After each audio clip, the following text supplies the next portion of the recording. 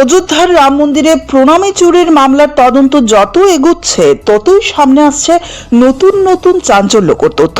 বিশেষ তদন্তকারী দল এসআইটি এর তদন্তে অভিযুক্তদের বিপুল আর্থিক লেনদেন, বিলাসবহুল জীবনযাপন এবং সম্পত্তি কেনাবেচার তথ্য উঠে এসেছে।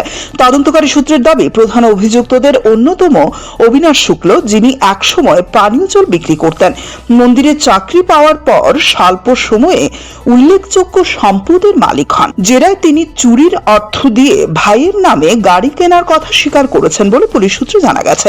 এছাড়া প্রায় 15 লক্ষ টাকার আর্থিক লেনদেন এবং নগদ অর্থে দামি মোবাইল ফোন কেনার বিষয়টিও তদন্তের আওতায় রয়েছে। অন্যদিকে আরেক অভিযুক্ত লবকুশ মিশ্রের নামে জমি কেনা এবং তার প্রকৃত মূল্য নিয়ে তদন্ত চলছে। পুলিশ আরও খতিয়ে দেখছে অভিযুক্তদের সম্পদের উৎস এবং চুরি হওয়া প্রণামীর অর্থের সঙ্গে তার কোনো যোগসূত্র রয়েছে কিনা। প্রাথমিক তদন্তে পুলিশের দাবি, গত 2 বছরে রাম মন্দিরের প্রণামীর কয়েক কোটি টাকা আত্মসাতের অভিযোগ সামনে এসেছে। এই ঘটনায় মন্দিরের কয়েকজন কর্মী এবং ট্রাস্টের সঙ্গে যুক্ত কিছু ব্যক্তির ভূমিকা নিয়েও তদন্ত অব্যাহত রয়েছে।